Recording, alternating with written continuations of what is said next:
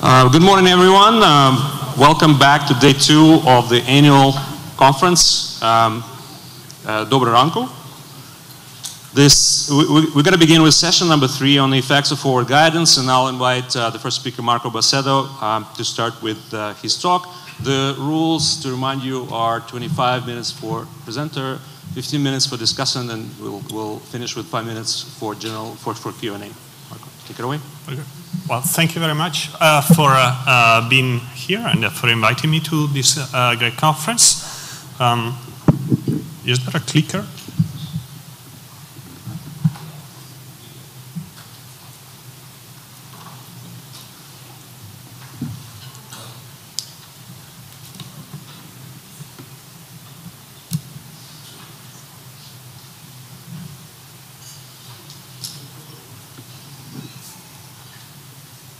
Well, I'm going to get started in the meantime. The way I started thinking about this paper was reading a paper of 4 colleagues of mine, 2 of whom are here, Jeff and Jonas. So they created this, well, they labeled this distinction. People have sort of talked about similar issues, but they had never come up with a good title, and that's Odyssean versus Delphic forward guidance. And that distinction has been extremely helpful. It's been discussed yesterday. It's been studied empirically. And just to remind you, the idea of Odyssean forward guidance, it's related to the notion of commitment. The central bank is sending messages with the idea of committing itself to an extended period, say, of low interest rates in that case. Whereas Delphic is a situation in which the central bank makes an announcement about information that it knows. So in that case, say the extended period of low interest rates is interpreted as the central bank knowing that things, for instance, may be worse than the private sector thought, and that's why interest rates are going to be low for an extended period of time. Okay, yeah, that's the slide I mean. If you can move to the next one, please. Okay, so the reason I started scratching my head is because I was thinking, let me just backtrack for a second and think, so forward guidance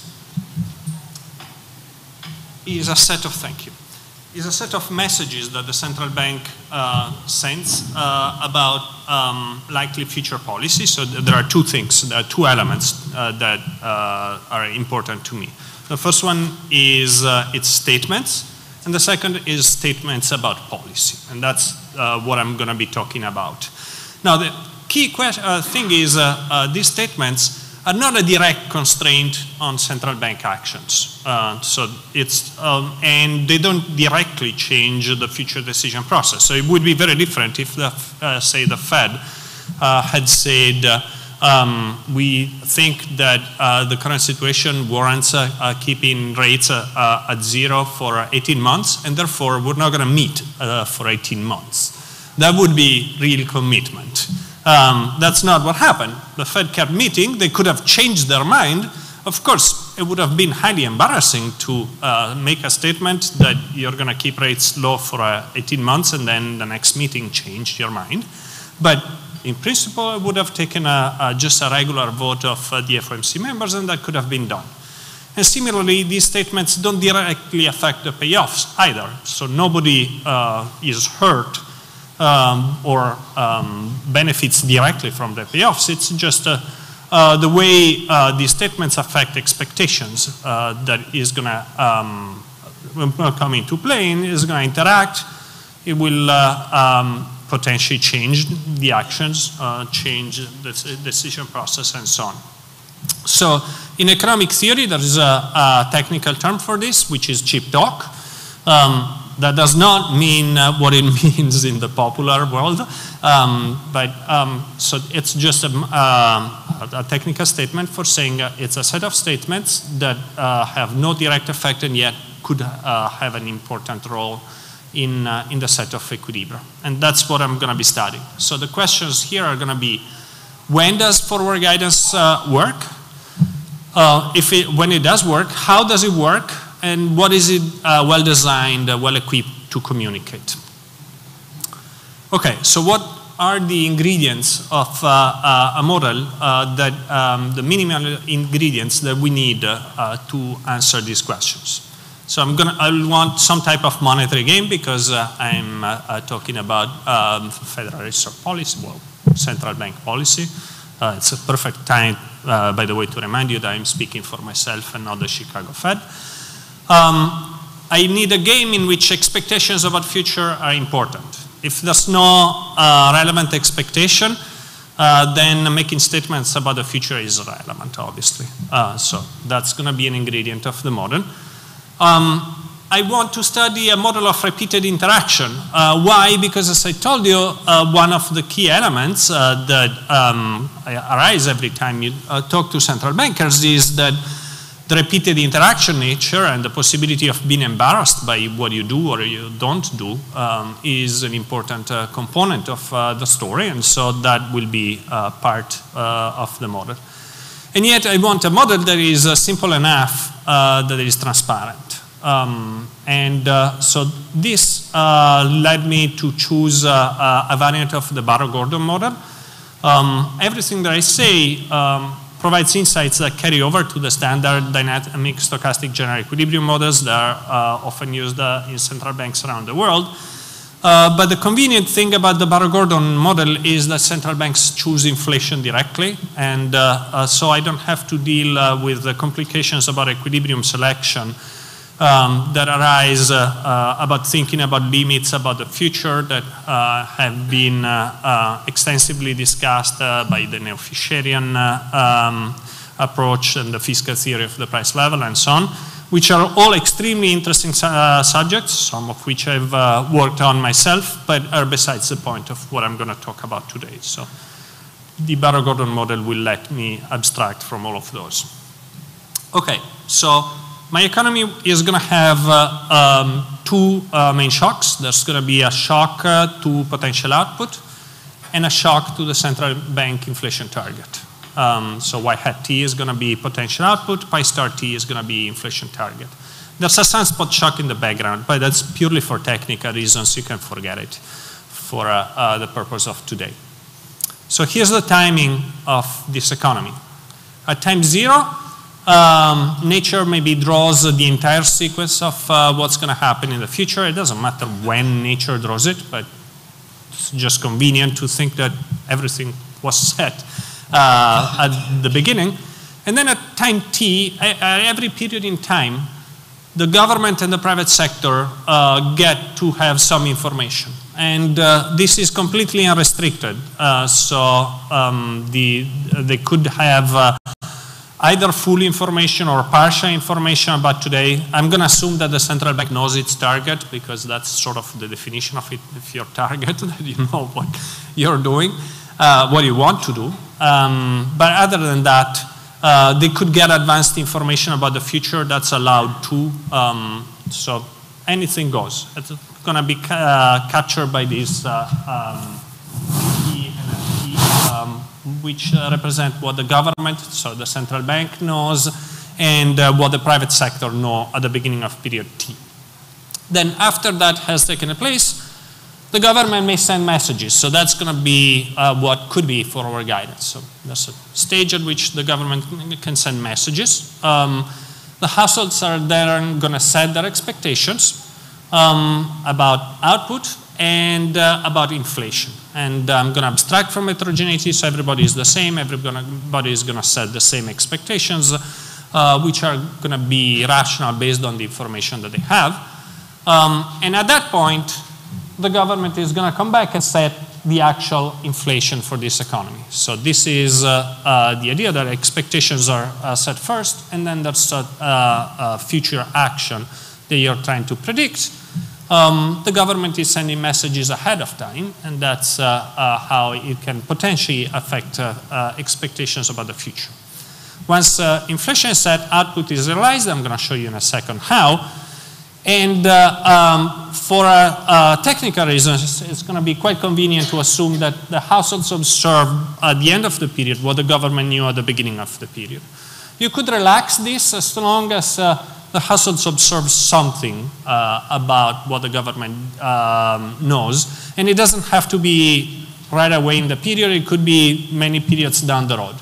If what the government knows is never revealed to the private sector, things are somewhat different.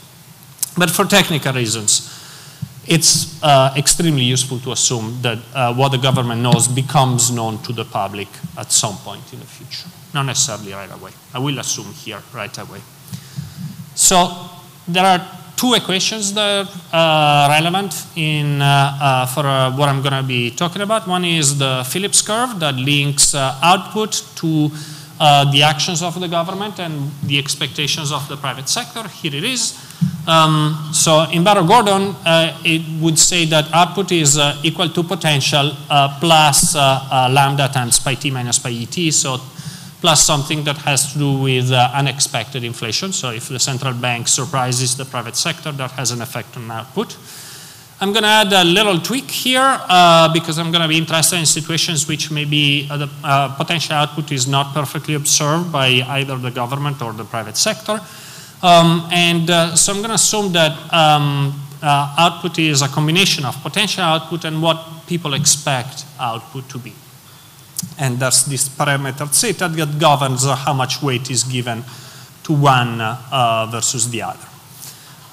So this is going to imply that if households don't have perfect information about potential output, but the government knows something about it, there's a role for the government to coordinate expectations, and that's why it's there. The other equation is the loss function of the government. So what does the government care about? Let me start from the second piece. So that's the inflation piece. So the government cares about deviations of inflation from target for at least one of the applications. I'm going to also allow for the possibility of an extra term that depends on potential output to go in there. Why? Well, without that term, target inflation is independent of potential output. So the optimal inflationary policy would not depend on potential output, which is going to be fine for some of the things I'm going to say, but for some, I like policy and output to interact, and that's why I have that interaction term there. The second piece is the government cares about stabilizing output, but not to potential plus something. So the government would like to overstimulate the economy. My favorite explanation for that is so most countries have distortionary taxes, so think about income taxes. As a consequence, output is too low. If we could fool people all the time and get them to work harder, that would be desirable. Of course, that's not going to be possible. But that's one way of explaining why the target is above potential. Households are just setting expectations rationally. So in general, this is a strategic situation that has a big set of equilibria. So one of them is one in which there's no reputation. So every period, the central bank is going to act as if it were a one-shot economy, but you can do a lot better if there's some credibility. So if the central bank is able to say, look, if I'm behaving, you should continue believing in me, and if I ever deviate, then you can punish me, maybe by reverting to the static equilibrium. So here's the roadmap of what I'm going to do. I'm going to study relatively quickly a sequence of 4 economies, and I'm going to build up gradually to environments where there's a role for forward guidance. In the first economy, I'm going to show you that sending messages is redundant. There's no independent role for any message. The second economy will have a role for messages, but they're not going to be about policy. And so they're not going to look like forward guidance. And finally, in the last 2 economies, we're going to see forward guidance at play. So here's model number 1. Model number one assumes that the private sector and the central bank have exactly the same information. And as I told you, it doesn't matter. Maybe it has some advanced information about the future, maybe it doesn't. But what's key is here the government has no advantage over the private sector. And so what you can prove is that in this world, an equivalence theorem holds. So the set of equilibrium payoffs is the same whether the central bank can send a message or cannot send a message.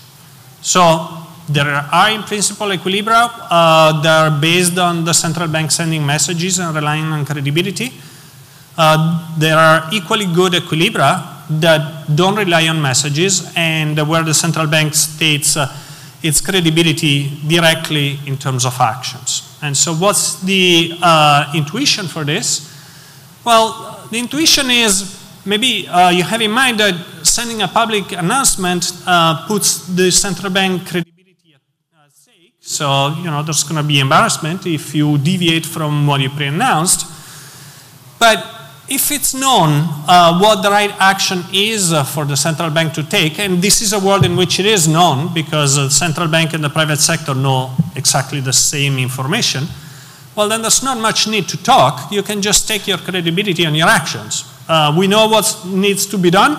Well, if you do it, great. Then you're going to be a credible central bank. If you deviate and go in for the one-shot gain of fooling people, fool me once, it's good for you. Fool me twice, I'm done, and so I'm not going to do it again, and they're going to lose reputation. So no need to speak. There's just a need to act. So that tells you that some sort of something Delphic has to be in there. There has to be some information that the central bank has that the public doesn't if forward guidance is to be an essential element of this story. And then the next question is, what is this private information about? So in my second economy, that information, so what the extra information that the government the central bank is going to have is about potential output. So think that the government observes the same information as the households, but it does get an extra advanced signal of potential output today that the private sector doesn't. So the private sector knows less about potential output in period T than the private sector. Let me focus as a baseline on the case in which the optimal inflation target is independent of potential output, so I shut down that F function that allowed the interaction. And think about, for a second, what a central bank would do in this world if it had commitment power. So under commitment, the central bank is not going to try to fool people, therefore it will want to set inflation a target, which is just by star here, and give enough information to the public so that they can make their best guess for y hat, because you want to stabilize around y hat. So under commitment, the optimal policy here is to truthfully reveal what you know about the state of the economy and just set inflation a target. Here, this is a world in which you wouldn't be able to do this unless you send messages, right? Because you know something, the public doesn't. If you don't reveal it, then there's going to be extra volatility in output, and there's no way out. So messages are essential here. However, notice that messages about future policy would be irrelevant because the target is known to everybody by assumption. So the public knows that the central bank, at least under commitment, is going to set inflation to pi star. And so if the central bank sends a message, I'm going to set inflation to pi star, people are going to say, thank you very much, we knew that. What we don't know is what output is. And that's a problem. That's why forward guidance here wouldn't work. Now this is under commitment. What can you say under discretion? Well, the story is similar. As long as the central bank is sufficiently patient, or the government information is sufficiently dispersed, sending messages is going to potentially improve things. The key difference is I'm saying potentially because now there's a big set. There's an equilibrium in which people ignore the messages of the central bank, and then of course nothing happens. But there are also better equilibrium in which the ability of sending messages is valuable, and I will mostly focus on those. I should also say that in some cases there are equilibria that are worse when you send messages. That's slightly disturbing. There's some conditions under which that doesn't happen. I'm not going to focus, given that I have 5 minutes, on those. Okay, so as I told you, that doesn't look like forward guidance because the central bank here is reporting purely about the underlying economy. So this is, statements like the balance of risks fit very well in this, or statements about the state of the economy. The FOMC statement has a lot of words about the state of the economy. All of that fits beautifully here, but it's not forward guidance. Okay, let me quickly say that if you bring back the F function, so if policy and information interact, then revealing policy would reveal something about the state of the economy. But however, that would be an indirect way, and it would be inefficient in general. So if you only talk about policy rather than your underlying information, there would be still something missing. So what are the environments in which forward guidance is a natural instrument? The first one is a situation in which the asymmetric information is over the central bank preferences. So in my world, that would be pi star t. So suppose the public doesn't know pi star t, the central bank knows pi star t, that's by definition, that's what they want to do. What's true in that world? Well, that's a world in which if you know what the central bank will do, you have all the, as a private sector, you know everything that is to be known. So people don't care directly about the target. People care about what the central bank is going to do. So you could reveal them all the information that leads you to know, to have a pi star t. That's a lot of information that the public doesn't need to know. Or you could just tell them, I'm going to set inflation to 2% this year. That's what they want to know. If they know that, they have everything that you want to know to get at the best equilibrium. So under commitment, that's exactly what you're going to do. You're going to report truthfully your target and set inflation to target. Once again, you need to send messages, and here they're about policy. In a world in which you don't have commitment, the same story is true. If you're sufficiently patient, or if there's sufficient dispersion in your target, you will be able to reveal at least some information. Actually, if you're sufficiently patient, you're going to be able to reveal all of it. But if you're not quite there, you may at least be able to give coarse information, like my target is above some or below some.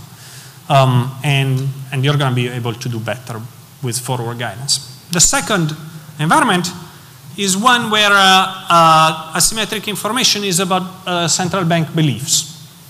So this time, I'm going to reverse the assumptions about information. I'm going to give full information to the private sector. They will know the target pi star t, and they will know potential output y hat t. The central bank is the one that is at a disadvantage because they only observe as an imperfect signal y tilde t of potential output.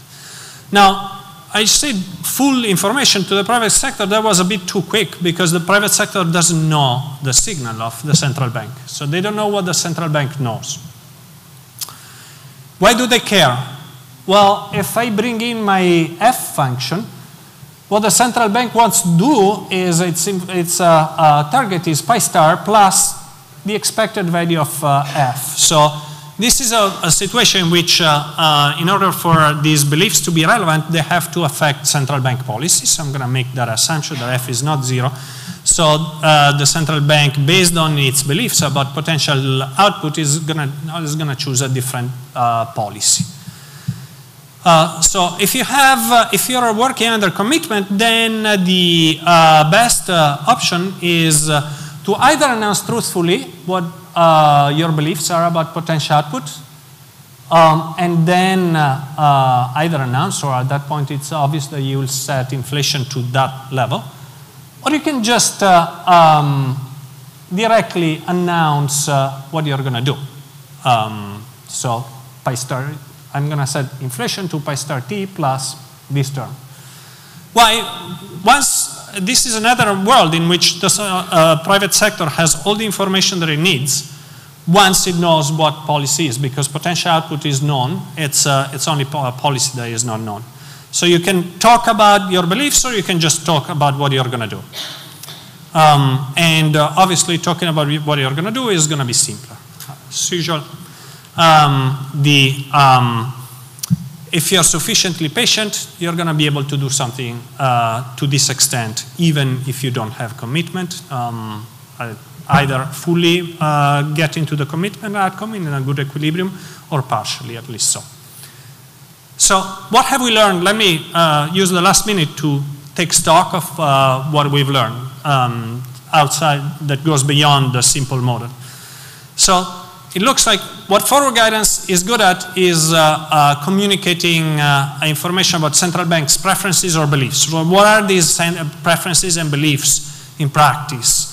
They're not directly about a single parameter. They're about something more complicated, but there are things like the decision process. Is there agreement about the policymakers? So the Fed makes decisions by committee. Is there agreement among committee members, or is there a disagreement?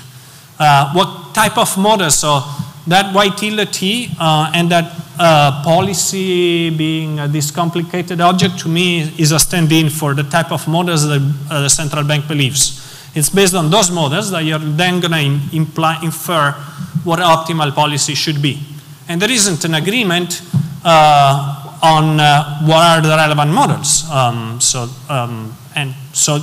But that doesn't matter. It's still important to communicate the type of, either the type of models you believe in, which would be pretty cumbersome for the private sector, or what you're going to do based on the models that you believe in. And that's what forward guidance is good.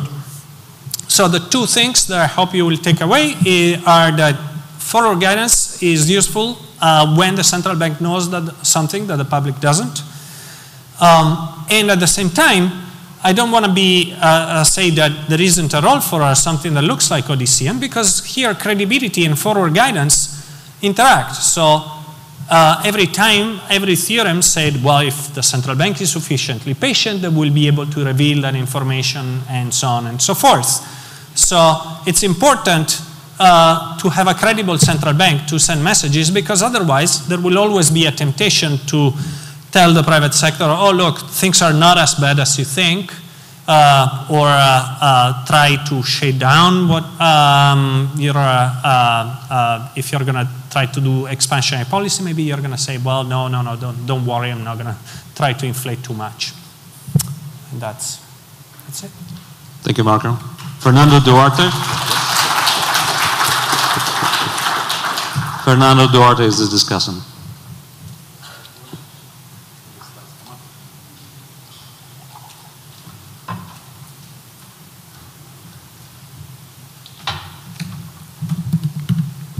Great, thank you so much for having me. This is a great conference. So I'm very honored to be here and be able to discuss this really interesting paper by Marco. The views expressed are not necessarily those of the Fed, are just mine, just as in the previous paper. So first I'm going to talk a little bit about the contribution of the paper, which I think is great.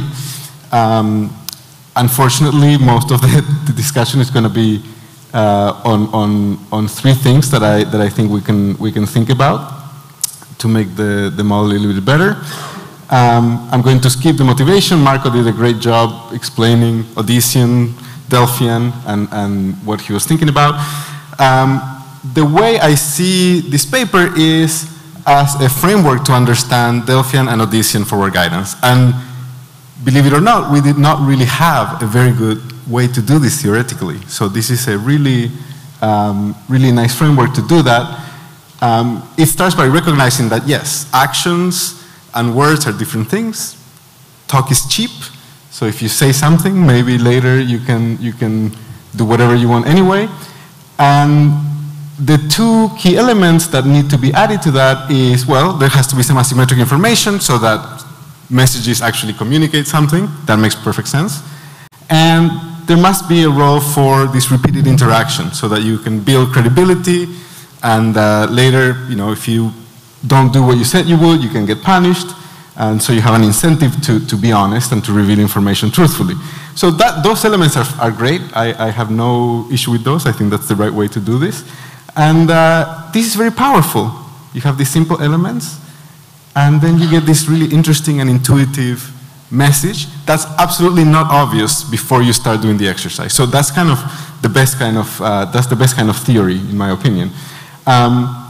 What I like the most is this idea that Odyssean and Delphic are intrinsically linked.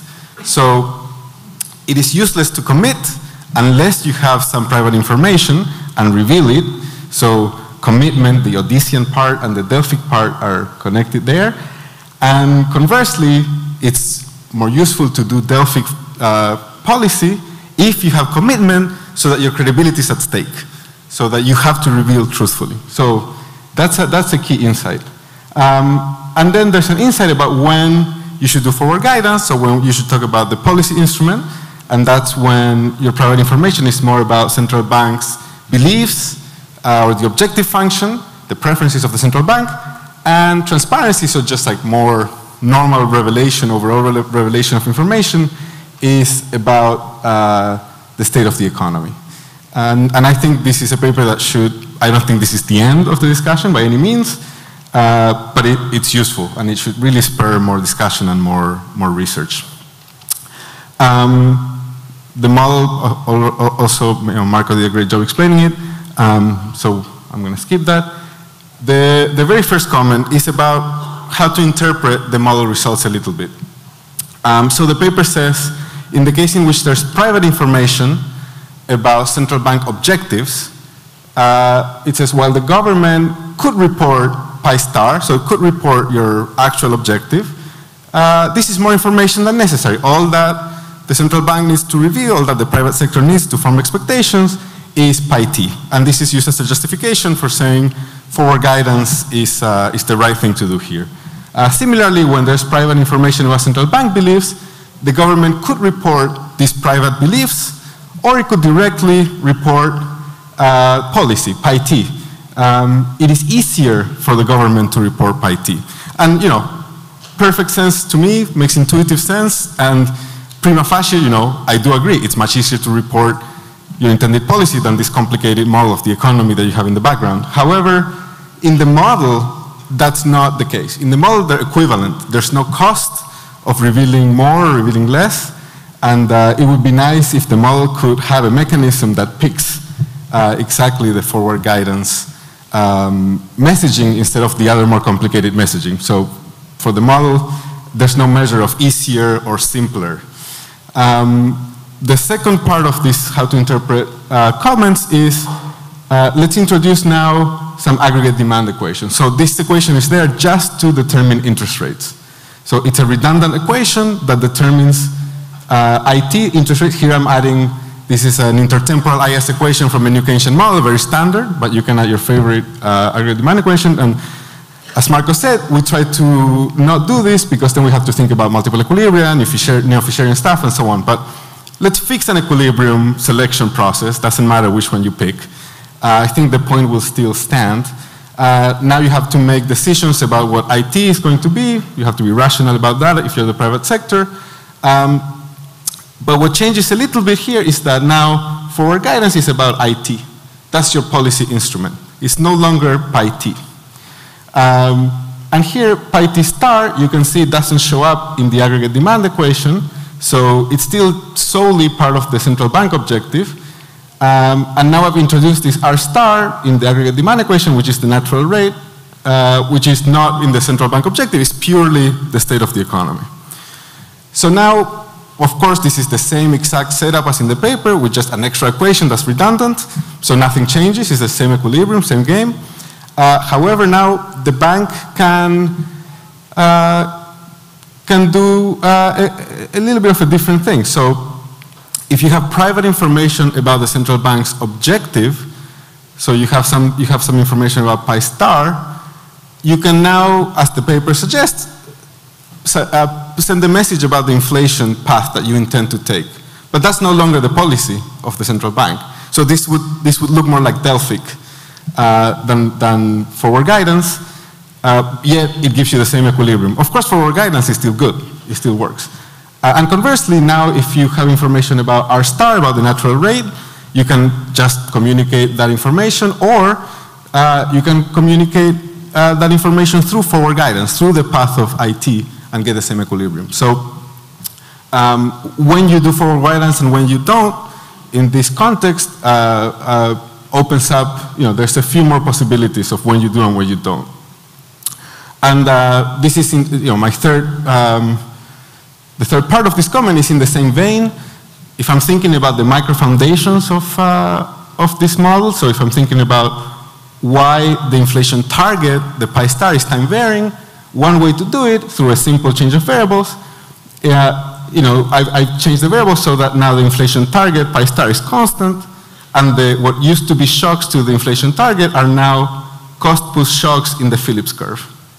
So, there are ways to interpret this where it's still central bank preferences, but there's a way to interpret this so that these are shocks to the state of the economy. So in this case, if you have information, private information about cost push shocks, you would still perhaps prefer to do forward guidance, but your private information is not about your preferences, it's about the state of the economy.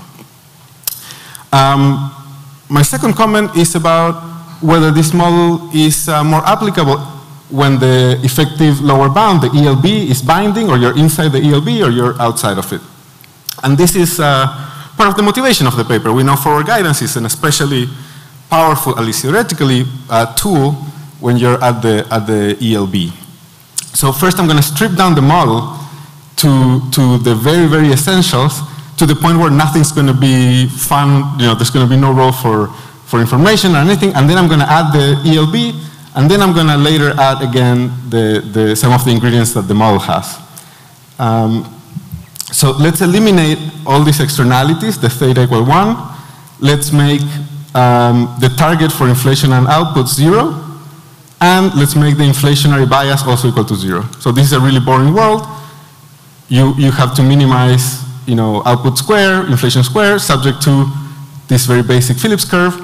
And obviously, if I allow for the same messaging, same rational expectations, the optimal equilibrium here is 0 output, 0 inflation, everything's time consistent, there's no role for messaging, nothing, boring world, okay? Now let's reintroduce, let's introduce the 0 lower bound. And, well, if you have a 0 lower bound, you have to now tell me how interest rates are determined to be able to impose that. And again, to do that, I add an aggregate demand equation, so a New Keynesian IS curve, and now I have to solve this problem, okay? And, one thing to notice is that inflation in the paper is constrained to be between two numbers, and that's not equivalent to a 0 lower bound. A 0 lower bound would impose bounds on inflation that depend on the state of the economy and can move around over time. So it would be, so basically now you can no longer pick inflation as if that were equivalent to picking the interest rate, because the set of allocations, the set of inflation paths are constrained by the 0 bound. So what happens in this world?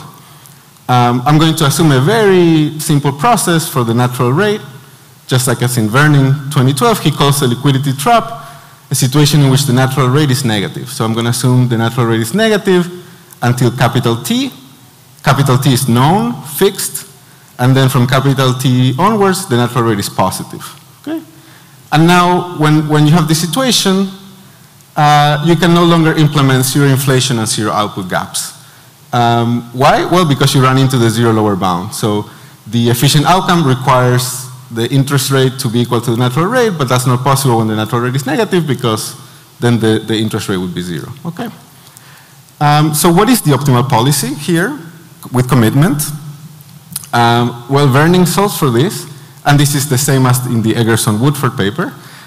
You said interest rate is equal to zero between 0 and some T star, but importantly, T star is bigger than capital T, so nominal interest rates have to stay at zero longer than the natural rate stays negative. That's what they call forward guidance in that context. Now, before T, then, interest rates have to be zero, and any central bank, with or without commitment, would pick this. So there's no problem here, there's no time inconsistency. Similarly, after T star, the natural rate is positive forever after, so any central bank would still pick IT equals R bar, so there's no time inconsistency, there's no asymmetric information, there's no role for messaging. The only part of this optimal plan where problems happen are between T and T star. Here, you want to optimally pick zero interest rates, but if you let me re-optimize, I would pick positive rates. Okay, so there's time inconsistency in this period. Now, because after T star, there's a single equilibrium that coincides with the stage-by-stage Nash equilibrium, there's no role for punishment. So reputational concerns end at T star. So at T minus 1, no matter what messages you're sending, no matter what signals you're sending, I still want to deviate. And the private sector has certain expectations, they know I'm going to deviate, and so the whole thing by backward induction unravels as if it were a finite game instead of this infinite reputational game. And so this to me seems a little bit different from the time inconsistency that's in the model. In the model, in the paper, the time inconsistency comes from this inflationary bias. That comes every period you have the temptation. Here, it's more of a temporary situation. And that seems a bit different. Now, of course, you can introduce more elements to have this be a repeated thing, so you can have repeated incursions into the ELB, and then you can punish me next time I'm at the ELB. This then will depend on the duration of the ELB, the frequency of the ELB, and I think that will change a bit the nature of things. So now maybe you have to be more patient, or you have to think about these frequencies, or how long you're going to be there. And then once you reintroduce the inflationary bias that the model uses to create this dynamic inconsistency, that actually helps you now. Because if outside the zero lower bound you have an inflationary bias, that's going to help you when you're in the effective lower bound. Because the problem is too low, inflation is too low, not inflation is too high. And so now we have to start to think about these two different credibility issues put together. And I don't know how it would turn out. More generally, if something new happens, like the crisis, you get into the zero lower bound, it's a new situation, unexperienced, we all have to figure out policy. Well, on the one hand, that's new, so it's hard to rely on your previous credibility. On the other hand, it's a great opportunity to start building new credibility and set expectations anew. So that's another aspect that we have to think about when we think about this type of games. I have some comments about modeling, and I'll just tell Marco about them later.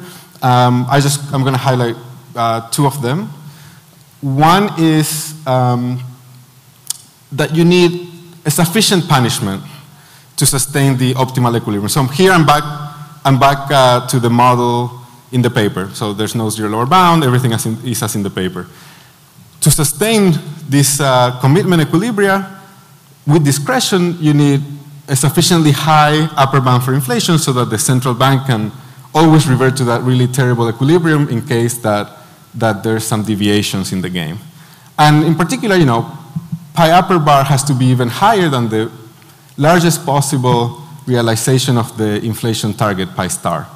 And in practice, I don't know, as a central bank, how easy it would be to have that as a credible threat that, okay, if there's some deviation from this game, we're going to revert to this high inflation state and, so help us God.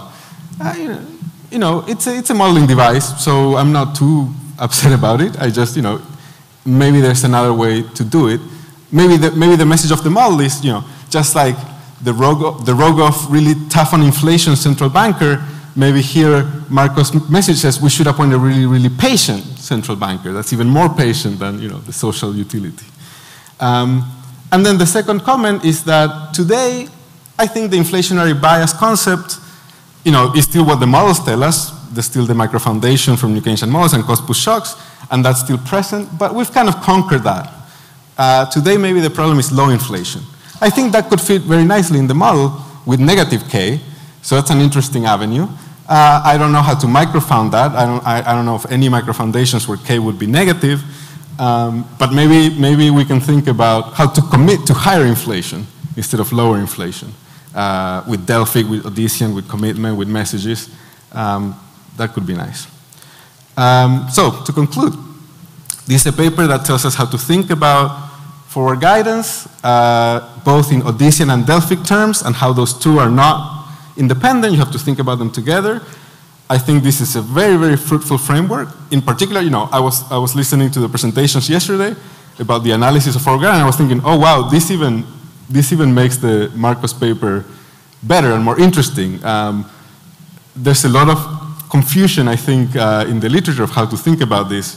Is it the central bank revealing information, revealing its own preferences, revealing different things, and how to interpret some of the empirical results will now be easier when looking at this framework. So I think this could be the start of a very nice path for research. And beyond the contribution to forward guidance and monetary policy, I think this is a great theoretical contribution of infinitely repeated games with cheap talk, which had not been done before. So I also encourage Marco to write a theory paper that's general, so that we can all later use the results in any other different context that we want. Thank you.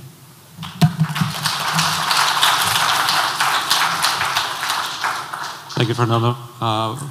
Before we take questions, Marco, maybe you want to briefly respond, if you want.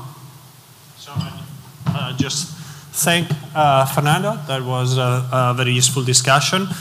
There are a couple of technical things that we'll talk about later, but that are not that important. I just want to defend a little bit the relevance of this for the zero lower bound.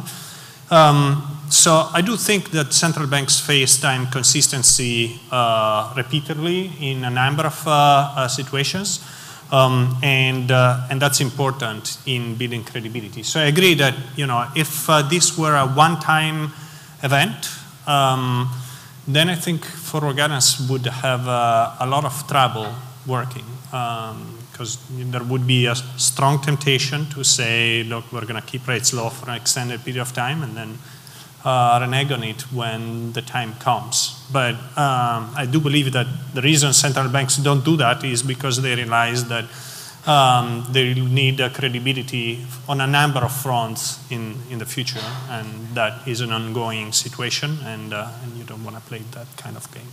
But great. So we will take a few questions. Go ahead, Dmitry.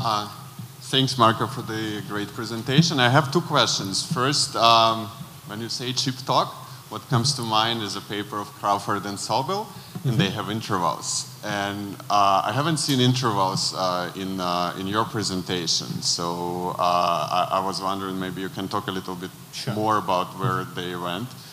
And my second question is, again, this is a rich environment. It was like very hard to understand it fully very quickly. But I had this following question. So forward guidance sometimes can be about like your future tools, sometimes about future outcomes. Like for example, Bernanke says interest rate is low. Draghi says we will do whatever it takes to save the Eurozone. And this is like not a tool, this is an outcome. So I was wondering if your kind of environment can shed some light on when it is like more useful to use one versus another. One versus another, what were the two distinctions? I missed. Outcome versus the tool. Interest rate I versus, like, in your case, it would be maybe inflation or output. In the case of Eurozone, it's like the Eurozone.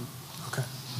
So let me, on the first point, that's Fernando suggested there's a paper to be written on the theory side. So as I was trying to do little numerical examples, it turns out that the intervals are not so obvious once you do the repeated game, and I can tell you more about it later. And I actually had a chance for other reasons to correspond with Sobel and asked him whether he had seen anything like this that had solved, so I could go back and do my little example. It turns out it hasn't been done. But it's not totally obvious that in a repeated environment it has to be an interval, although I suspect that the best equilibrium will be an interval. If you're sufficiently patient, though, it will involve full revelation because the Phillips theorem is at work here. The second question is about revealing the outcome versus policy. And there, in a sense, when asymmetric information is about potential output, you may think that this is a little bit about revealing the outcome rather than the policy. It's always tricky to talk about the outcome because the central bank doesn't directly affect the outcome. And so there's a little more of a danger. In some sense, sometimes it's simpler if you can convince the public that you know what you're doing. But at the same time, it might be more delicate in terms of credibility because you may not be able to deliver, not because you deviated, but because the world is a complicated place. And so that would be the reason that if the asymmetric information is about what you're going to do to get to that outcome, maybe you should just reveal what you're going to do. But that's my own view. Hi, Filiz Ünsal from IMF. Thanks a lot. This is a very interesting paper. I just wonder, so your title was whether it is forward guidance is about communication or commitment or both. My understanding of your results is that you're saying it's more about communication. But I wonder if this is hardwired in your model because you talk about cheap talk. This is more of a Delphic guidance in my understanding. Odyssey guidance, of course, as you know, is a commitment or near commitment, which could be state contingent. And not only that, you don't, like the Fed did in 2012, 2013, we are not going to raise the interest rates until unemployment is below 6.5%. Now, if they would increase the rates before then, they would have implications for their credibility and how people perceive about their, whether they are operating under discretion or commitment. So there's also the endogenous credibility issue here that you're not talking about when you are differentiating, or I'm not even sure if you're differentiating properly between Odyssean and Delphic guidance. And on the other hand, one of your conclusions is that it's not substitute for commitment. Forward guidance is not a substitute for commitment, but in my understanding, it's a bit of a wrong question because we are asking whether it can strengthen commitment when monetary policy is constrained. For example, in the case of zero lower bound, nobody sees it as a substitute for commitment, but whether in certain conditions it can strengthen the commitment. So I wonder whether this. I don't want to say that forward guidance is commitment as part of my conclusions, but hopefully I convey the message that I do believe that it's about credibility. And so if you think that commitment and credibility has something to do with each other, then you can think that the answer is both in a sense. So you do need that private information because otherwise, if everybody knows that the right thing is to keep rates at zero until unemployment hits 6%, you can do it. There's no need to talk. But I take it as a fact that we're not in a world of commitment. We're in a world of discretion where people make decisions repeatedly over time. And then we rely on central bank credibility to achieve good outcomes. And somehow, most central banks around the world, at least those that are sufficiently independent, have established a degree of credibility, some more than others. So that allows you to say more. It also allows you to not to give in to temptation, and that's why maybe the both commitment and communication is there in that sense. But directly speaking is not committing anyone. It's putting your credibility at stake. Okay, great. I suggest we move on. As a chair, I'm committed to keeping this on track. So thanks, Marco and Fernando, again. And I invite Michael Ehrmann with the next talk. 25 minutes.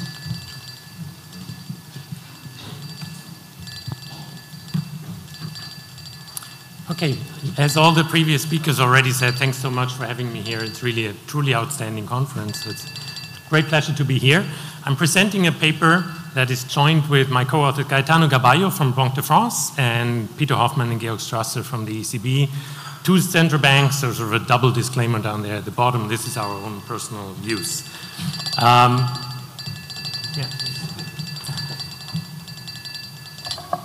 Thank you. Very helpful. That takes the stress factor away here. Another paper on forward guidance here. So it fits in the session, but let me stress that what we have in mind, I mean, there was this discussion right now, is this forward guidance at the ELB or off the ELB. We're really thinking about forward guidance at the effective lower bound here. And so I want to reiterate that forward guidance was used as a policy tool probably for two main reasons at that point in time. One is if the central bank is hitting the ELB, it wants to provide additional accommodation.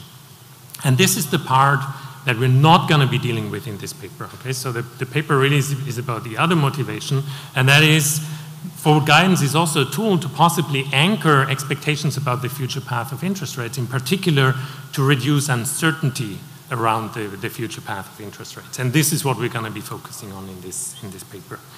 So there's a lot of discussion about forward guidance. There's a lot of literature on this, and we have a lot of papers here at this conference already. What we think hasn't been studied a great deal, and what we want to contribute in this paper, is the question whether the form of forward guidance matters. So, you know, when we think about textbook style of forward guidance, it doesn't tell us how a central bank should actually go about doing this in practice. And let me try to motivate this with two charts from a survey we have conducted recently among, on the one hand, central bank governors, and on the other hand, academic economists. So the central bank governors are reported here in red, the academic economists in blue.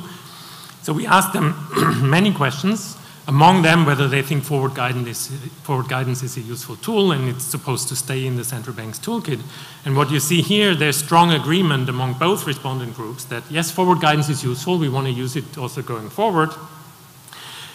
However, while there's a lot of agreement that we want to use it, there's also a lot of disagreement on how to actually do this. So we found this chart here pretty striking. So this differentiates various types of implementation of forward guidance. So the one on the left hand is what we call calendar-based or time-contingent forward guidance. So this is a type of forward guidance where the central bank connects liftoff or the future path of interest rates to a particular calendar date. This is something which neither our central bank governors nor the academic economists like a great deal. The second category is data-based or state-contingent forward guidance. So here forward guidance is connected to economic outcomes. So think of the unemployment thresholds that have been used by the Bank of England or the Federal Reserve, for example. This is clearly the most preferred option for our academic economists, but the central bank governors are much more skeptical about using that. Central bank governors actually like the third option here, which is purely qualitative or open-ended forward guidance. So this is a statement, sorry.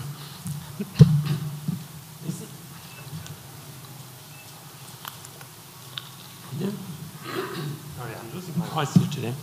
This is a statement where the central bank just sort of says, you know, we expect policy rates to remain at present levels for an extended period of time. So there's no strings attached to this. There's no calendar date. There's no economic condition that's attached to this. This is what central bank governors prefer, but the academic economists don't like it a lot. So we think this is intriguing and it actually deserves more attention and more study. So that's what we want to do in this paper. We want to look at, does the form of forward guidance actually matter for outcomes? And again, we're interested in uncertainty. Does it matter for how much the central bank can affect uncertainty? our testing tool is the responsiveness of bond yields to macro news, and I'll explain shortly why we think this is a good way of looking at this. And as you'll see from our empirical findings, we actually find situations where the form of forward guidance might actually lead to an increase in uncertainty across economic agents. So we also asked the question, how can it be that more public information is actually detrimental? So to foreshadow the main findings, yes, the form of forward guidance actually does matter. In particular, we have the most interesting findings if we look at calendar-based forward guidance with long and short forward guidance horizons. So for short horizon time contingent forwards, we actually find the unexpected result that forward guidance might actually increase uncertainty relative to a no forward guidance benchmark.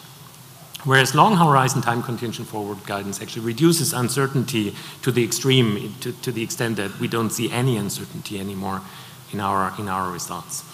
And we found this an intriguing finding, and then we sort of went on to think about a theoretical model that can explain this. And we come up with a model where agents learn from market prices, and the situation of forward guidance is such that there is more precision ex ante about the economy, so the public signal actually helps reduce the ex ante uncertainty.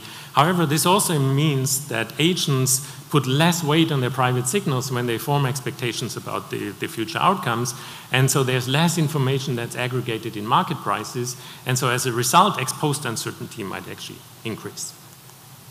But let me go through the empirical findings to start with.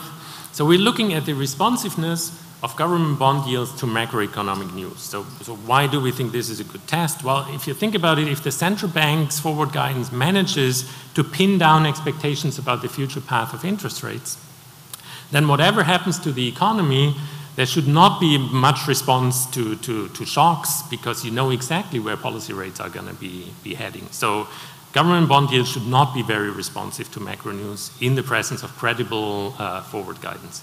And there's already papers which use exactly this approach. So Swanson, Williams, Feroli, and others have actually shown that under forward guidance, indeed, there's a muted responsiveness to macro shocks. And what we want to contribute here is we want to split this up into the different types of forward guidance. In order to do this, we need to use a cross-country data set. So we look at 7 advanced economies. The data runs until November 2016. We only include observations where the central bank is close to the effective lower bound. So we cut off at policy rates at 1% because we want a proper comparison. So we want to compare periods of low interest rates with and without forward guidance. We don't want to sort of also include periods where interest rates are very high, because that wouldn't give us a proper benchmark. So then for those advanced economies, we classify the central bank's forward guidance regimes along the 3 dimensions I've already outlined: open-ended forward guidance, state contingent forward guidance, and time contingent forward guidance, where we furthermore split the horizon of time contingent forward guidance at the median of our sample, which is 1.5 years. So we'll have long and short horizon time contingent forward guidance in our sample. Now, that calendar-based forward guidance, I think, is particularly interesting, because if you think about it, the central bank announces a calendar date. It's going to say, interest rates are going to be at the current levels until a certain calendar date. The probability that this is going to be the exact calendar date at which liftoff happens is very small, ex ante, right? And you can actually see this with this chart here. So this plots the remaining forward guidance horizon for our central banks that had calendar-based forward guidance in place. And if you look at the lower left corner, you see the green dashed line. This is the Bank of Canada. The Bank of Canada introduced calendar-based forward guidance, so at the very beginning when the green line starts, and then every day as time progresses, the forward guidance horizon shrinks by 1 day, so you get this nice linear decay. And actually by the time the central bank has sort of, by the time the calendar date has arrived, the central bank actually did lift off interest rates. So it's a beautiful example of how this can work. But it's actually the only central bank where this worked in this case. I mean, at the right end, you also have the ECB's case, which also looks like the Bank of Canada, but that is only because we're cutting off the sample here in November 2016. The ECB did not lift off rates in November 2016. So all the other central banks actually were revising the liftoff date, and as you see, very often and also in both directions. So there's cases where lift-off date was lengthened, and there's also cases where the lift-off date was shortened. So that already tells you that calendar date forward guidance can possibly generate a lot of uncertainty, right? If the lift-off date comes closer, markets are going to be wondering what's going to be happening. Will they really lift off on that particular day, or will they be lengthening or shortening the time horizon? Back to the econometric approach that we're going to be using. So we'll look at daily returns of 2-year government bond yields, and we'll look at the responsiveness to macroeconomic surprises, where we define the surprises via Bloomberg survey. So we get a market expectation, we get the actual announcement, and there's a whole number of indicators that we look at here. They are all listed, covering real economy, labor markets, inflation, etc. And we sign the surprises in a way that we would always expect a positive coefficient in our regressions, meaning a positive surprise, if anything, should lead to a tightening of monetary policy.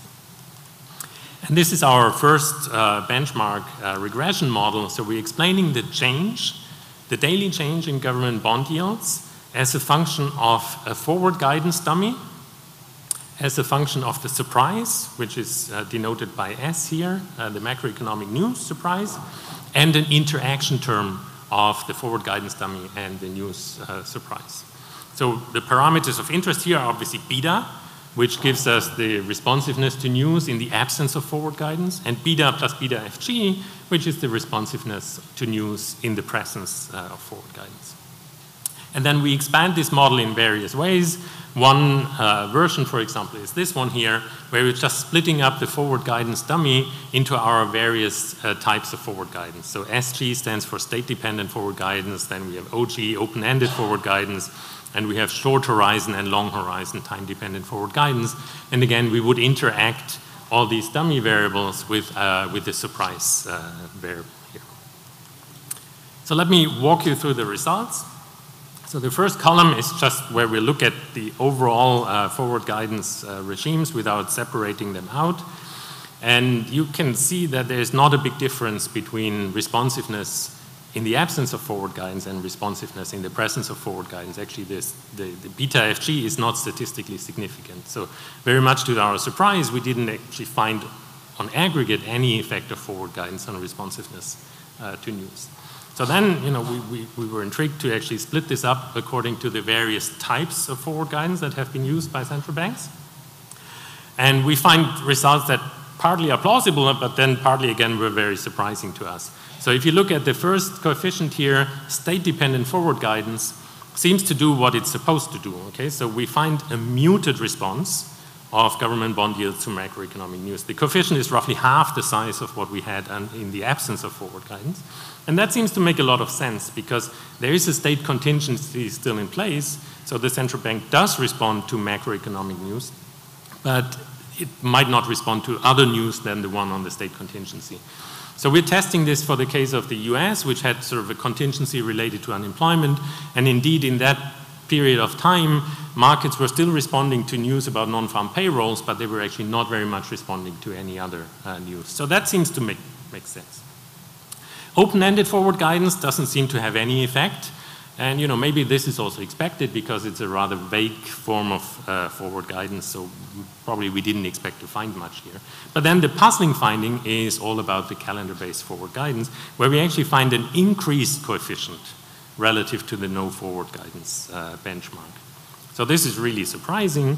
So then we decided to dig deeper into this. The third column introduces an interaction term with the remaining forward guidance horizon. And what you can see here, there's a strongly significant negative coefficient implying that the longer the remaining forward guidance horizon, the less responsive are markets to macroeconomic news. Okay, and then the last column splits up forward guidance, calendar-based forward guidance into these long and short horizon regimes, just to make it easier to actually interpret the findings here. And you can see that long horizons, so 1.5 years and above, we find no responsiveness whatsoever anymore. The sum of the coefficients is statistically insignificant. It's very close to zero. So market expectations are really well pinned down for this long horizon forward guidance. Whereas for short horizon forward guidance, we find this very strong increase in responsiveness to news. So that sort of gives you a rough overview of what we do in the empirical part of the paper. So we find lower responsiveness under state-dependent forward guidance and under long horizon forward guidance, no change under open-ended forward guidance, and then this puzzling increased responsiveness under short horizon forward guidance. There's a lot more in the paper. I don't have time to go over this, just to give you a feeling for what else is in there. So we also look at the role of QE. So there's some central banks which had forward guidance and QE, others had forward guidance without QE. So we differentiate this. We run a completely separate test, which is not on responsiveness of bond yields, but it's about disagreement across forecasters about the future path of interest rates. And we find results which are very consistent with what I've shown you before. And of course, we have a number of robustness tests of our findings on the responsiveness to bond yields. But then let me move on to the second part of the paper, which has a rational expectations model with noisy market information. We're not the first ones who go into this literature. There's already, in particular, 2 strands of the literature. So let me sort of place this where we are contributing here. There's a number of papers which already argue that more precise public information can actually be detrimental. I'm sure many of you are familiar with the Morris and Shin 2002 setup, where the central bank provides a public signal, and that actually reduces the uncertainty among economic agents. However, the setup there is such that the agents have better, more precise information, but it's actually socially inefficient to use it. They are playing a coordination game, which would imply that they are not making the best use of the information that is available. That's not what we're going to be doing in this paper. We're more related to the second type of literature, so in particular the paper by Amador and Weil. And here the idea is that the public signal actually reduces ex-ante uncertainty. However, this also implies that agents will actually be using their private signals to a smaller degree, and they use this less in forming expectations about the future path of interest rates. And this also implies that market price signals are going to be less informative, and so in the end you might actually end up in a situation where uncertainty is increasing despite the presence of a more precise public signal. So let me try to explain how exactly we do this. So this is a financial market model. We're not really modeling sort of the real economy here. So we have agents in our model who invest in bonds with a stochastic payoff theta. And obviously the optimization problem is that they want to maximize the difference between the expected payoff and the price that they pay when they purchase the bonds. And QI here is the amount of bonds that they purchase. And there's also a portfolio adjustment cost here, which however is purely technical. So this is what agents need to do. Now, the government bond market is also subject to supply shocks. So there's the variable kappa in here, and that implies that market clearing is going to be determined by the aggregation of the expectations about the fundamental by the individuals. Plus, there's this kappa. So kappa is a supply shock. So whenever you see a variable that doesn't have a wiggle on top of it or a bar on top of it, that's basically the stochastic component. So kappa is the supply shock. So the market price is going to be somewhat noisy because there's supply shocks sort of also affecting the information that's included in the market prices. The central bank has a mandate that is related to a macroeconomic fundamental. So we model this as pi. Pi is also a stochastic variable. However, we assume that the central bank observes the random component. So the shock to the fundamental without any noise. We're also abstracting from any credibility or time consistency problems. So we're in a completely different world than Marco's paper before, because that's not really what we're interested in here. So in a normal world, when there's no forward guidance in place, the central bank is going to announce some policy rule. Think of this as a Taylor rule. There's going to be a coefficient alpha that tells the public how policy rates are going to be set in response to shocks to the economic fundamental. So alpha TR is our regular policy rule. It's common knowledge, everyone knows it, and we know this is actually larger than 0. So then if we model forward guidance in this world here, what the central bank has to do, it's going to announce that it's going to set a lower alpha. Alpha could go all the way to 0, implying that the policy rate is going to be completely unresponsive to macroeconomic shocks. You could also think about the fundamentals as being a vector of, say, unemployment and inflation, and you could sort of say, you know what, we're going to set the response coefficient on one of these parts of the vector to 0 and will only respond to another one. So basically the way to think about forward guidance is here that a lower alpha implies stronger forward guidance. It could also be the time horizon. So if you think about the entire period that we're modeling here in our static model, that you know, if the central bank commits to holding rates constant over the entire period, alpha would be equal to 0. It could also commit only to a fraction of the period here, and then alpha would be larger than 0. But lower alphas imply stronger forward guidance. What do agents do in this economy? They get 3 signals. There's a noisy public signal, Y, and this is basically the thing that maps to our empirical application. So we are thinking of this macroeconomic news as noisy public signals. Everyone receives them, but they are noisy. There's also a noisy private signal. And then the third and really crucial ingredient in our model is there's also the market prices which agents observe. However, we assume that there is also an idiosyncratic shock here, implying that everyone has a slightly different interpretation of the market price that they observe. So this is following Vives and Young. You can think of this as differences in the processing capability of regarding information, or we all look at slightly different market indicators at slightly different points in time, etc. So we all get a slightly different interpretation of the market price, and that's going to be important here. So the agents have these 3 signals. They need to form an expectation about the macroeconomic fundamental. They will be using weights, A, B, and C for the 3 signals. And that allows us to then sort of solve for the equilibrium and to determine the market price as a function of these 3 signals. And you see down here at the bottom, there's a parameter theta, which is the new sensitivity that should map into our empirical application.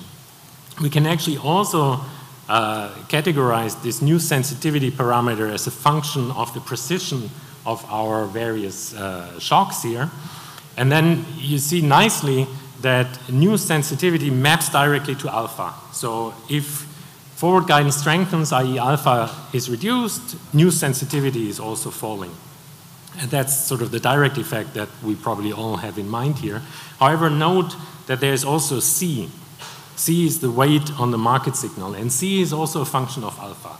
And so if alpha falls, C will actually also fall, and that then can generate the trade-off effectively. And let me illustrate this with the following chart here. And let's start at the bottom with the purple or maybe the blue line. So a case of small supply disturbances. Think about a central bank that doesn't have forward guidance in place, so alpha would be very high, so we're at the right end of this chart. And then it applies forward guidance, so it reduces alpha, and you can see from this chart that new sensitivity actually at the beginning increases. And this is basically because the reduction on C, so the reduction on the weight that's given to the market signal is so strong that in the end there's going to be higher new sensitivity in our model. And only if you have sufficiently strong forward guidance in place, you will actually have a reduced new sensitivity. And so I think this sort of nicely maps into our short and long horizon calendar-based forward guidance results, where short horizon actually leads to an increased new sensitivity, and long horizon forward guidance leads to a reduced new sensitivity. If we increase the supply disturbances, we do this by going up along these charts to eventually the blue line. What's happening here is that if supply shocks are very large, this makes the intrinsic value of the price signal smaller, because you don't get a lot of information about the others' expectations about the fundamental. It's dominated by the supply shock, which means market prices are not a good aggregator of information. So you're starting off with a small weight on C already, so the trade-off that we have in our model is not very, very prominent, and then you do find indeed a monotonic decline in the new sensitivity parameter. The last result I want to show you is sort of related to this. So The chart in the middle here is what you've seen before, reaction to macro news. You get this hump shaped in the case where there is a market signal. The dashed line is where C is equal to 0, so the market signal is not relevant. We have the monotonic decline. And what I want to show here is in particular that you get pretty much the same pattern also for ex post uncertainty. So indeed, what we test as reaction to macro news actually maps very nicely into uncertainty in this economy. So you also have a hump shape, meaning that weak forms of forward guidance can actually lead to an increase in uncertainty in our economy. So let me summarize. The effect of forward guidance depends on the type of forward guidance, in particular on the strength. If we think about calendar-based forward guidance, about the length of the horizon. And we argue that this is in line with thinking about a model where agents endogenously adjust the reliance on the various signals that they have. And we think this has strong policy implications. So if you're thinking about a central bank that doesn't have forward guidance in place or only very weak forward guidance, if you start introducing or somewhat strengthening your forward guidance, you can actually end up in a situation where uncertainty, ex post uncertainty among the economic agents is higher than before. So you might want to actually go beyond the hump and introduce relatively strong forward guidance. Thank you very much.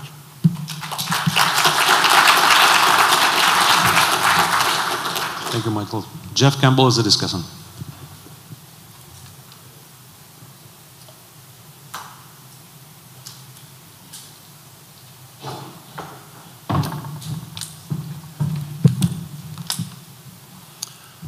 Okay, I want to thank Oleksiy and Yuri for putting me on the program. I'd like to thank National Bank of Ukraine for hosting this wonderful, wonderful get-together.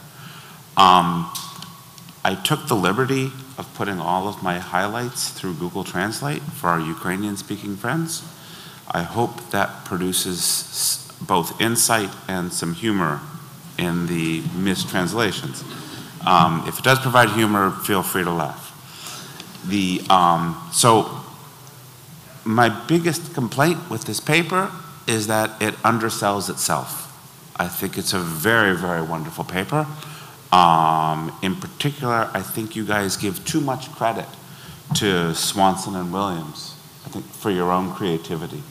That was very humble of you, but I think actually there's more of your value added than theirs in this paper. So with that, let me just a quick roadmap. I'm going to go through event studies. I think this will complement the whole conference by going through some of the event study literature and putting this paper into context. Talk just a little bit about the disagreement results in this paper, which Michael did not emphasize, but which are pretty cool. And then give my comments both on the empirical work and on the theory. Okay. So I'm going to start with a paper that should be cited in here. I don't think it is. It's really the foundation of forward guidance empirical work. There's a Bank of Canada volume paper by Donald Cohn and Brian Sack. And they wrote down this equation where delta Y is the change in an asset price over some event window. And the event window is usually here, some window around an FOMC announcement. Delta FFU is the surprise to markets in the policy rate, and that's measured using futures data. MACU is any surprises in data releases that coincide with the window under question. So that could be like an unemployment release or a CPI release, et cetera. And then eta is all other influences on the asset price.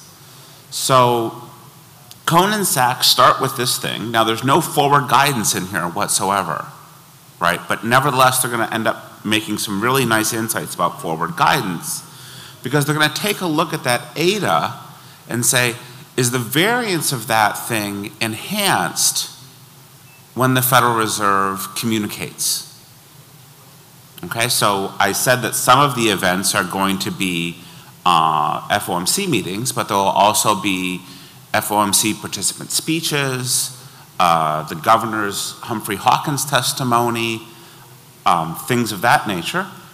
And they find, I apologize for this being kind of small, I hope you can see it, but they find that when the FOMC gives out a statement, that eta has a lot of extra variance, okay? As if the statement is communicating more information about something that's relevant for asset prices, above and beyond the change in the current policy rate.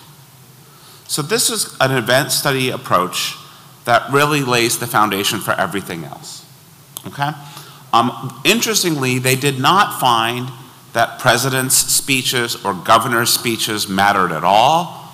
And even, this was under Greenspan, you can see the date was 2003, even Greenspan speeches didn't matter unless they were the Humphrey Hawkins testimony. Okay, so the next paper to which this paper owes an intellectual debt of sorts is Gerkenyak, Sack, and Swanson, who looked to quantify more precisely that forward guidance. So they took a vector of the current policy rate and short-dated futures on future policy rates, 1, 2, 3, 4, up to 6 quarters in advance, and wrote that down as a factor model, where there are 2 factors. I called them Z1 and Z2 here, plus some idiosyncratic error terms, UT, with factor loadings, lambda T, okay? And they called Z1T the target factor and Z2T the path factor. The definition of those 2 factors is that the target factor is the only one that's allowed to impact the current policy rate. The path factor definitionally does nothing to current policy. And so it is the systematic part of policy that's influencing future rates. And they found, in the grand tradition of finance, this paper is also about regressing prices on prices. They found that regressing changes in many financial instruments prices on the path factor yielded statistically and economically significant results. Again, as if the Federal Reserve is revealing more information about future policy than is contained merely in the current policy rate. Okay, you see here that they even find the path factor influences the 10-year note, which is astonishing. That screams to me that they must be affecting term premia in some way, because there's no way we're signaling policy itself 10 years out. So either we're signaling something about natural rates or term premia. Okay. And the last paper to which Michael and his co-authors explicitly reference, and they do build upon, is Swanson and Williams. And Swanson and Williams is it's a paper in the AER.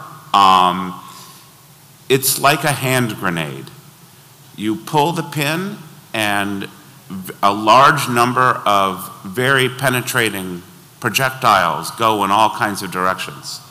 And you learn a lot, but they're not particularly coherent or focused. So these guys wanted to make the claim that monetary policy was still very effective when we hit the 0 lower bound, because the 2-year Treasury rate was quite sensitive to macroeconomic data releases during that time. So obviously we could move around the 2-year rate and we had power over monetary policy. I'm not that keen on that interpretation, okay? And I think the authors of this paper give us a much more coherent and interesting interpretation. What I have here is a chart from their paper giving a rolling estimate of the sensitivity of the 3-month Treasury yield to news. If an area is in pink, that means that the sensitivity is statistically insignificantly different from 0. And if it's in yellow, it's different from 1, but I mean, it's different from both 1 and 0, so it's somewhere between those two, okay? And you can see that when we hit the 0 lower bound for the 3-month Treasury yield, you know, we got that sensitivity pretty far down, okay? The 1-year Treasury yield, though, you can see during that yellow period, following starting in 2010, there's still quite a bit of sensitivity left in the 1-year yield. That doesn't surprise me, having looked at these kind of data before.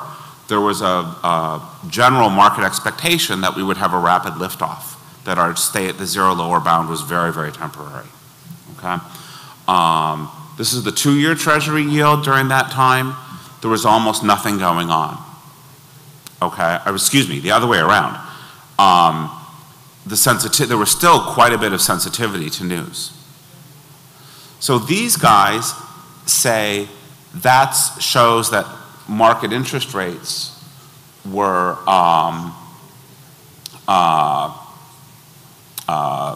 this shows that the central bank had control over market interest rates going out, although they never formally demonstrate that control, okay?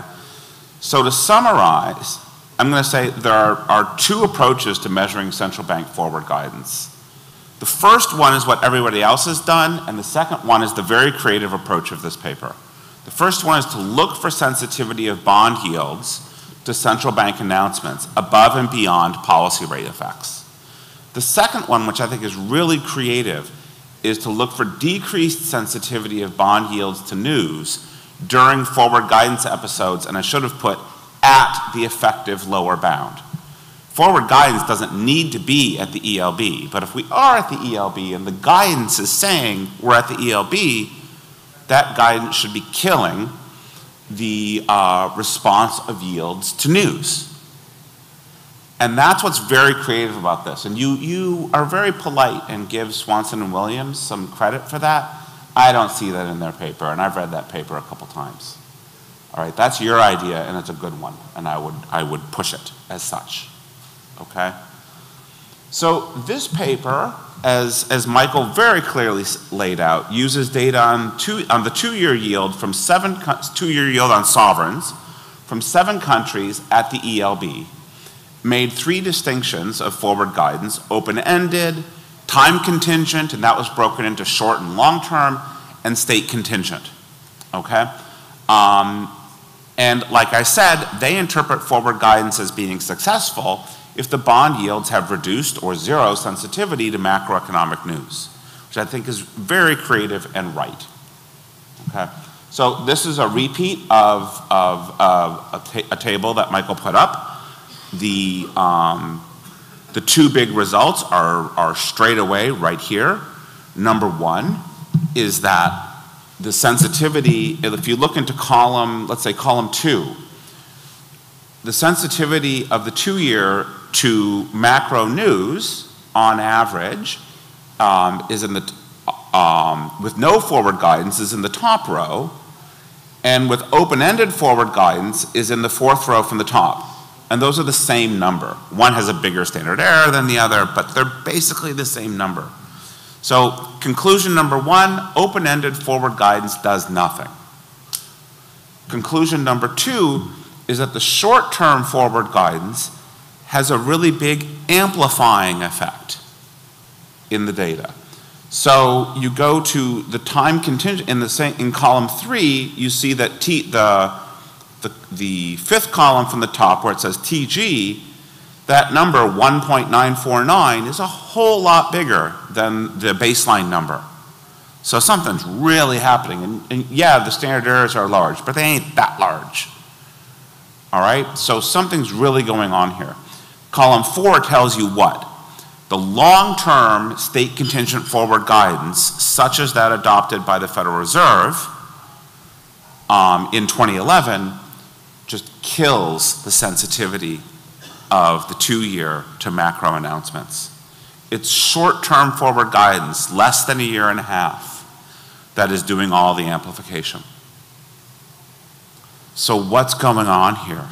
That's a pretty cool result, okay? Also somewhat of interest, although it's a little less clear cut and doesn't fit into the event study stuff, I still like this table. The authors look at disagreement among professional forecasters about the 2-year yield, it's the 1-year yield, 1 year out that they look at. Is that right? 3 months rate. 3-month rate, 1 year out, okay. And they find that both state contingent forward guidance and long-term forward guidance substantially reduce disagreement about that, which is exactly what you'd want to find if that forward guidance is being effective, okay?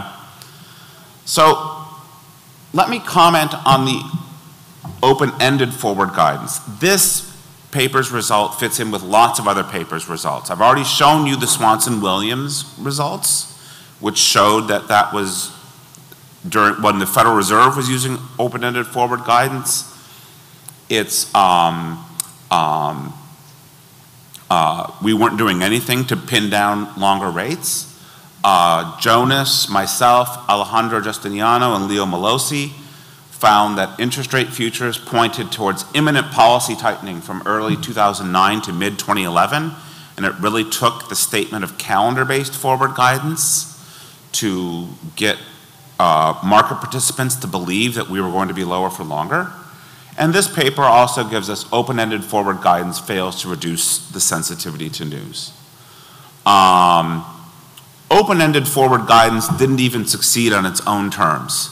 So I've heard before from several policymakers that the extended period language of the Fed meant 6 months from the last time you heard it. There you can see the 6-month Treasury yield still being quite sensitive to macroeconomic news, and that's in the Swanson-Williams, that's from the Swanson-Williams paper as well. So my conclusion is that open-ended forward guidance fails to provide much accommodation. Why? I would say, to paraphrase a wonderful sentence that Deputy Governor Skingsley said yesterday, if you're going to tell a story, it should be a story worth repeating. And the story of the extended period was not worth repeating. Nobody paid attention. My speculation is that we have rational inattention to central banks in general. So think about who we're competing for attention. Here we have Mark Carney, who is the George Clooney of central banking. There's no question about that. He is cool, all right? And then we have the Duke and Duchess of Kent, or not Kent, Cambridge, excuse me, the Duke and Duchess of Cambridge. On any given night, we know where the attention's going, right? It's going over to that lovely couple. And so Carney's got to compete with them for attention, and he's going to lose that unless he has an incredibly compelling message. Okay. I have one request.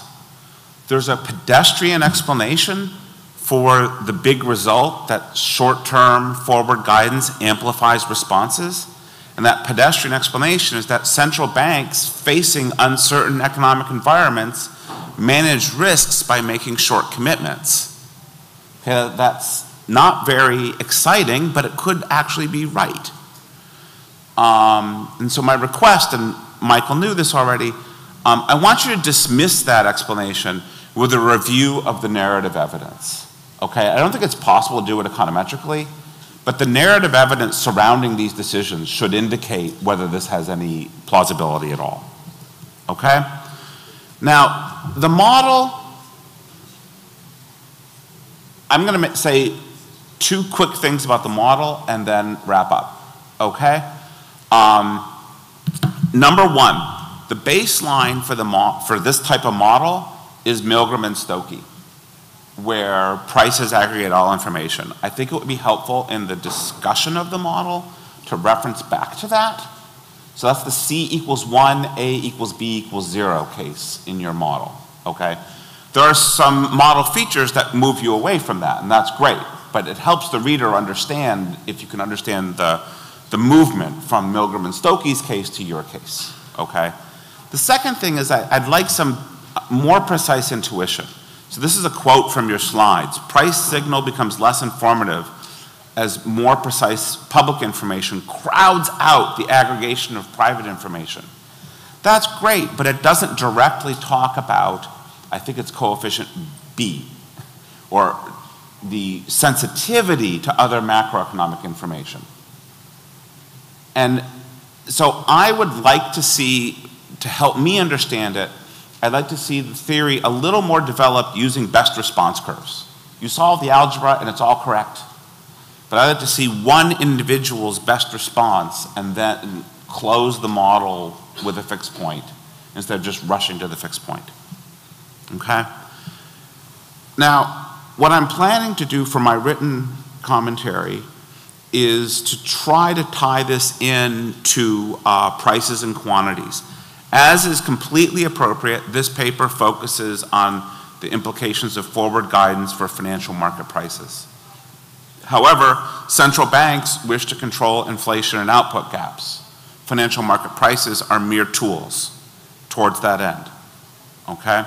What happens with this paper's perfect information aggregation into prices to that central banking problem and its solution? I don't know. I have some hunches based on earlier work, but that's interesting. So I'm going to leave, please leave that for me to write about in my discussion. I have to write about something. So thank you very much for your attention.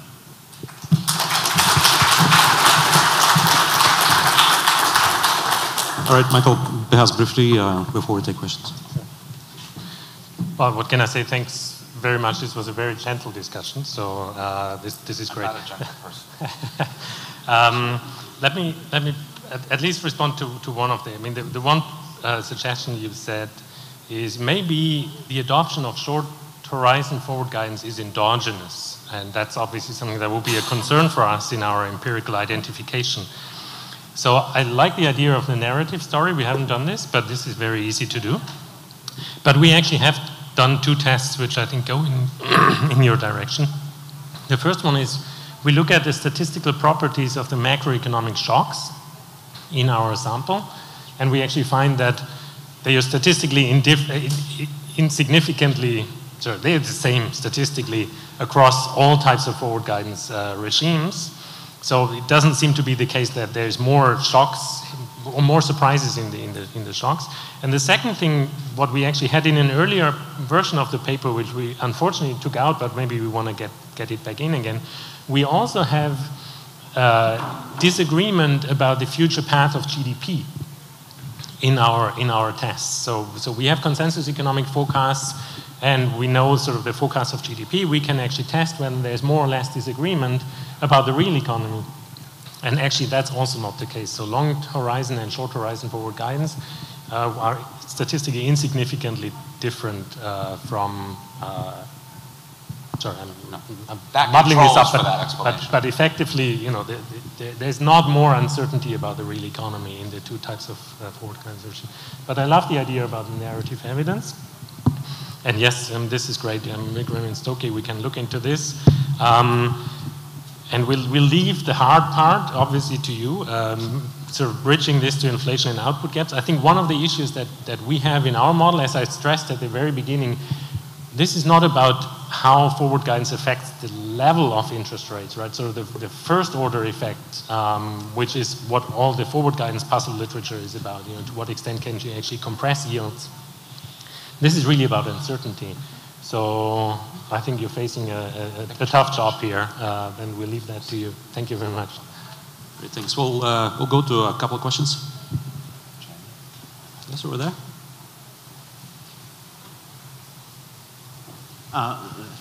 Let me just introduce myself. Adam Swirsky, Credo Bank. First of all, thanks a lot for this very insight presentations.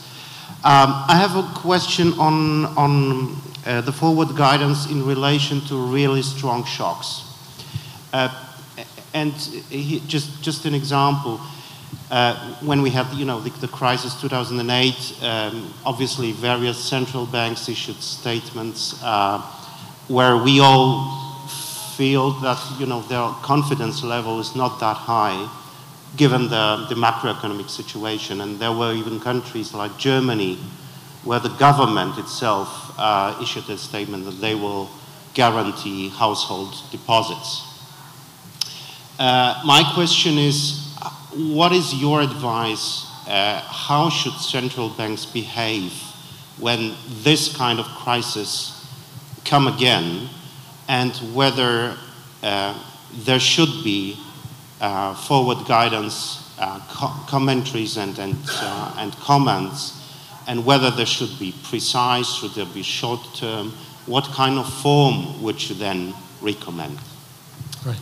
That's a very tough question, because obviously in that situation the central bank itself is faced with a lot of uncertainty, right? And so the big challenge for the central bank is how can it communicate in a way to the extent possible reduce uncertainty of economic agents about the future path of the economy while acknowledging its own uncertainty, right? I mean, otherwise you fall into a credibility problem. If you're sort of overly confident in what's going to happen, then this doesn't turn out, there's a credibility issue. At the same time, there's already so much uncertainty out there that I think you want to do anything you can to actually reduce this. So that's why I think sort of the thing for the central bank to do is try to be as open and transparent about the thing you possibly know, and that is your own reaction function.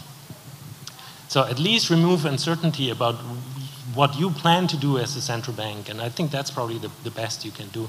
Now, of course, in the previous crisis, there was also a lot of uncertainty among central banks about how all these unconventional tools work.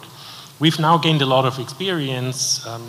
This whole literature also, there's a lot of evidence now on how forward guidance works. So we need to learn from that experience so we have a better assessment, and I think then we can be more proactive in actually communicating our reaction function in the case of a future crisis. I'll take the last question from the back, please. Hi. So, you know, Jeff gave a great example of an alternative narrative that maybe you could dispute. I have another proposal for an explanation for specifically the results on the responsiveness to macro announcements. And I'm just wondering if you have any results that could, you know, sort of roll out this explanation, which is that could it potentially just be that during this period, the horizon of policy decisions or forward guidance was perceived to be longer by financial market participants. So in the chart that you showed of the horizon of forward guidance in the beginning, you often saw that when the sort of end date of the forward guidance was extended, it was often, I mean, I think it was always 6 months or more, often more than that. So is it possible that, you know, these bond yields are just reacting more to macro announcements because every time there's macro news, it's not affecting, participants aren't thinking that it's affecting just the next 1 or 2 meetings, but it could cause the central bank to extend forward guidance entirely, affecting therefore rates over the next 6 months or more, which would be a larger effect on 2-year bond yields. Right. I think that's exactly the point I tried to get across with this chart. So calendar-based forward guidance has an inherent problem in the sense that, you know, it's a zero probability, close to zero probability that you're really going to be lifting off on that date, right? The Bank of Canada did it very successfully, but ex ante, the likelihood that this is going to be the day is zero effectively. So the closer you come to that date, what markets need to think about is, yes, how much does a macroeconomic shock actually change the probability of lifting off on that particular date? Are we going to see more likely that the date is going to be extended? So this is the big uncertainty that calendar-based forward guidance brings, which state contingent forward guidance sort of solves inherently, right? Because, you know, if there is a shock to unemployment, markets are going to be moving out or shortening the date of liftoff automatically, right? So there's not this one cutoff date that is very implausible effectively. So I think this is why this short horizon calendar-based forward guidance works in the way we find. Okay, great. We'll continue discussions over the coffee break, and let's give one more round to this session's participants.